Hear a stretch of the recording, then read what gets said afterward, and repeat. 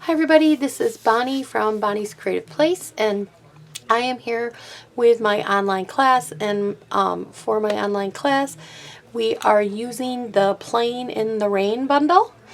And I just want to let you know that if you want to join my online class, you can go to my YouTube page, and there is a little short video there that tells you and explains to you how my online class works. So if you want to check that out, that would be great.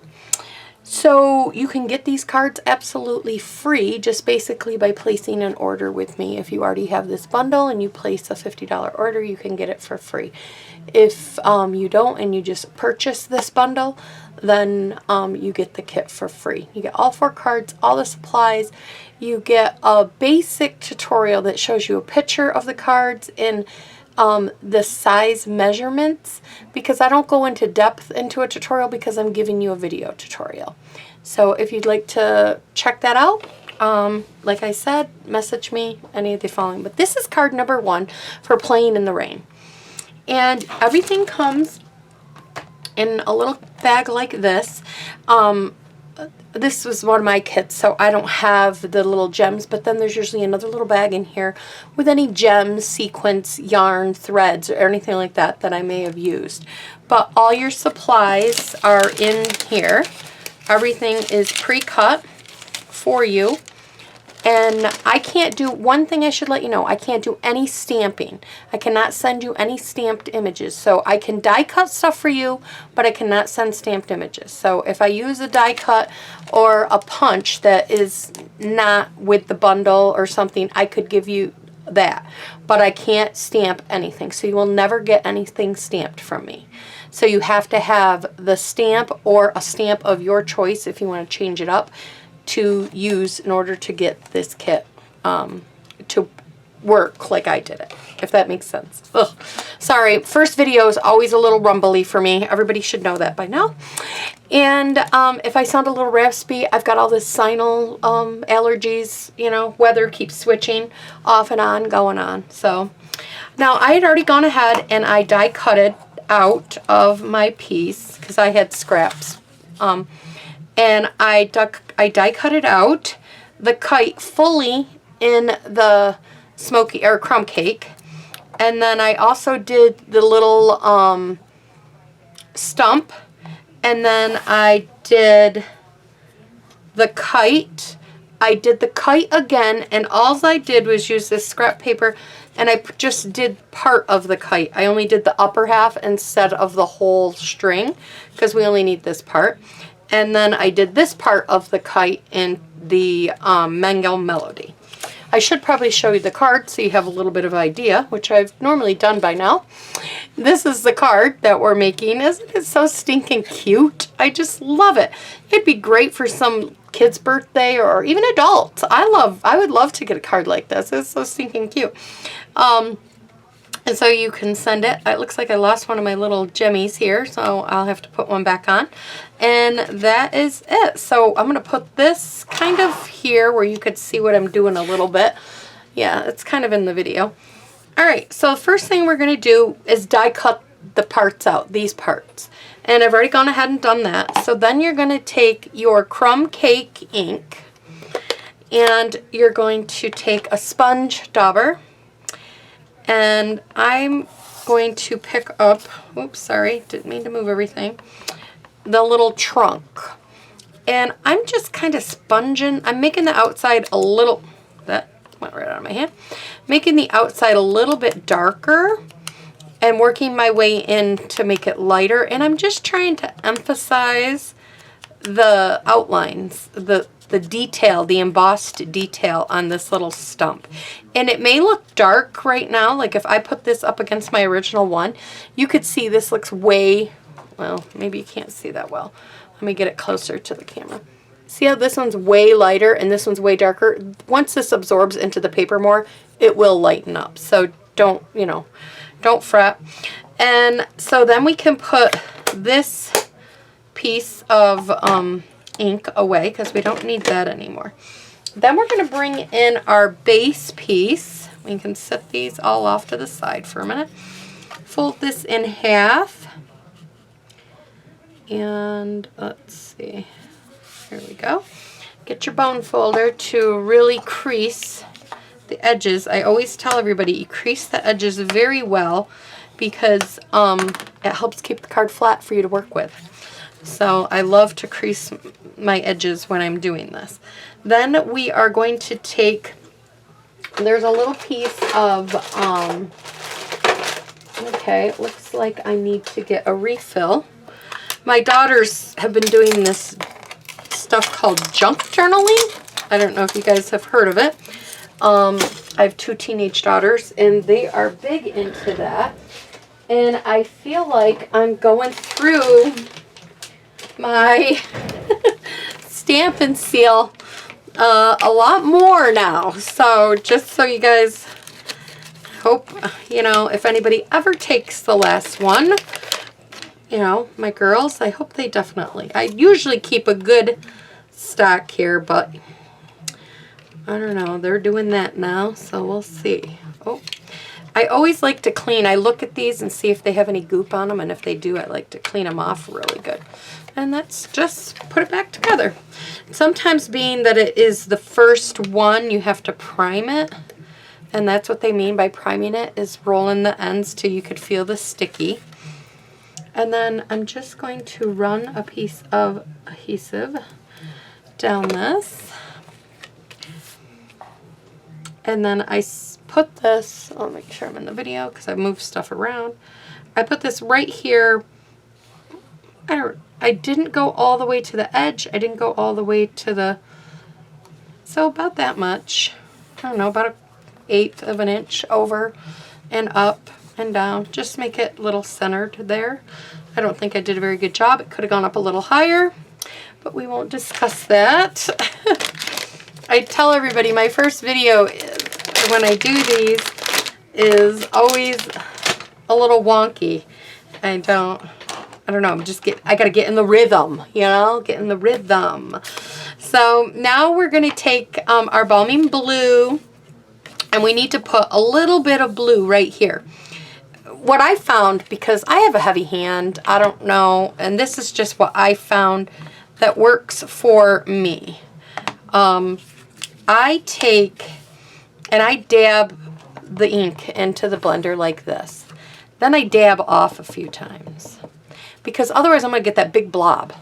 And I'm still not perfect with it. This is what I just find I'm doing. And then I lightly go around here. If I apply a little pressure, then I get some ink. And it may look like, oh, Bonnie, nothing is coming out there. That's okay. Dab again, come over here, dab off, come over here, start out light, and then add pressure. And it's slowly coming, but it just takes a minute. It takes a few minutes. And sometimes that's what you have to do when you're first learning, you know, the blends and a blending technique. And see, I got a little bit down there. I don't know how I did it, so I'm going to try to blend it in. These are our new blending brushes. These are the minis. And they're the same as the big ones. They're just smaller. I like them for something like this where you just need to do a little spot. I think that's going to be big enough. Let's see. Yeah, that'll be, well, maybe I'll make it just a tad bit up here a little bit more. I didn't really want like a huge, like all this sky. So I kind of went like this. There we go. Yeah, and I still got a couple blobs, but you know, the only way to learn to do something is to practice it. And that's why I keep practicing with it.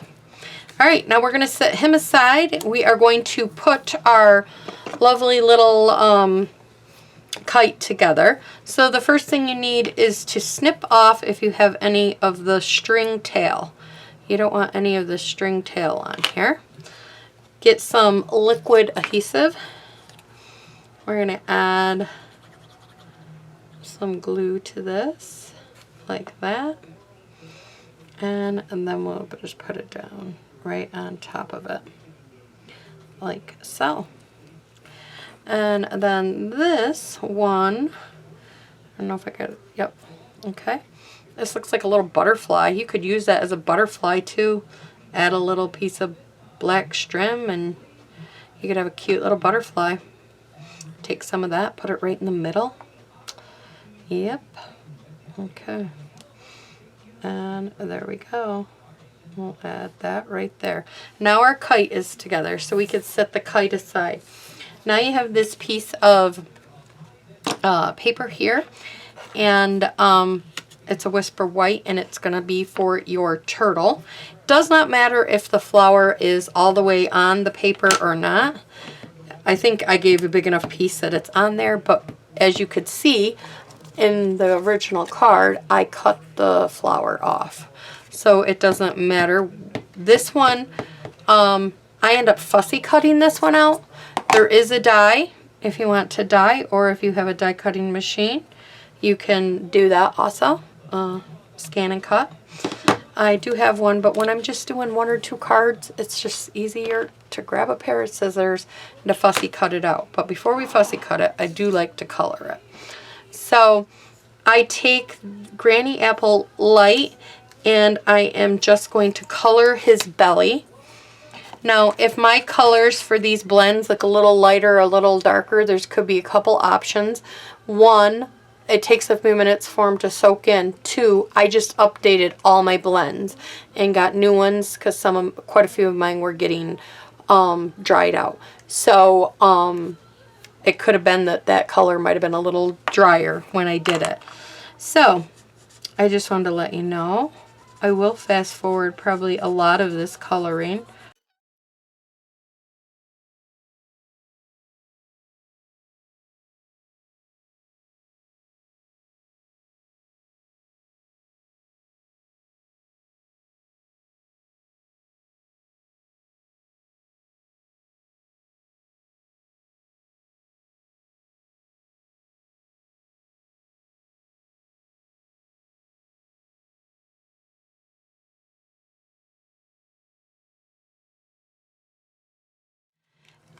I have Melon Mango and I have Daffodil Delight. This one I colored in Daffodil Delight to show you the difference, and for people that may not have the Melon Mango. The Melon Mango was a color that we had. It was like an in color type thing, and it got discontinued, but I still have the blends left.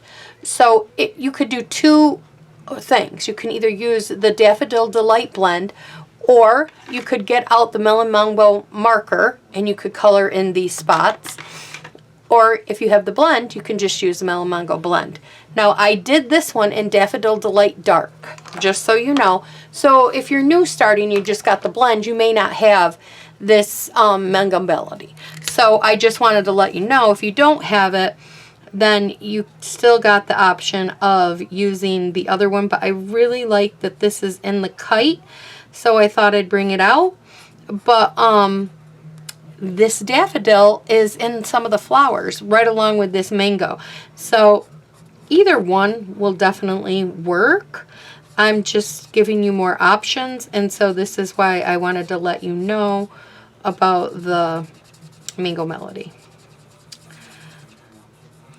It does give it a more of an orangier color. Now I am using the dark. Maybe it would be better if it was with the light. I like it, but I'm just saying you have options there too. You can use the dark or the light. Now when I did this one, I used the dark. So, all right. So now we are going to fussy cut him out, and I definitely will fast forward this.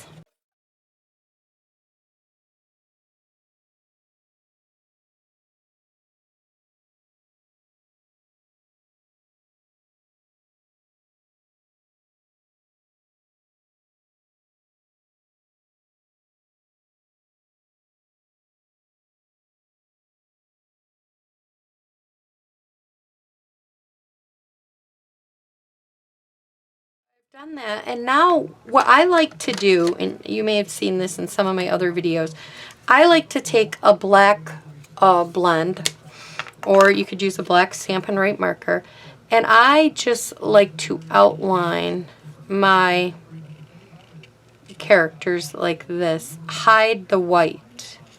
One, I think if I did make a little snippet that might have been a little too close. You just got to be very careful when you do this because you could accidentally hit your work and then you got to start all over again. So you just be careful. I just, you know, try to take my time and I go around the whole thing. But it hides any of those white imperfections. Well, not really imperfections, but the cut when you were cutting it out. So you just have to be careful. Okay, so that's just something I do personally. You don't have to do it, but if you do, then you need a black blend or a black Stampin' Write marker. This is what I'm calling about them. And they're not in your bundle, the blacks. The blacks are sold individually, so you can get them anytime. All right, now let's put this card together. So the first thing, another thing you need is a crumb cake dark or smoky slate, dark or light, either one. And you're going to take this and right about here somewhere, you're just going to do that swishing. You know how I always like to do that little bit of swishing? I like to lay my marker a little flat and then make it come out more. So that's all I did to give it to make it look like a shadow when I sat this thing down on it. So then I'm going to sit my little stump down. I'm going to put him down first. I'm going to put him right down like that.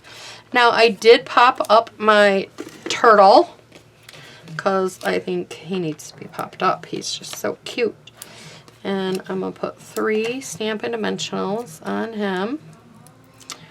And then I'm going to sit him. My stump seems like it might be a little crooked here on my thing. I don't know. It looks a little like I got it a little slanted. Let's see if I can. Yeah, it was a little slanted on the ground. Woo! Alright. And then we will put him right here on top of the stump. Oh, it's coming out so cute. And then my kite, like it's flying up in the sky. So I'm just going to put the little glue here on that. Get it so that I have the string where it's going to hit his hand.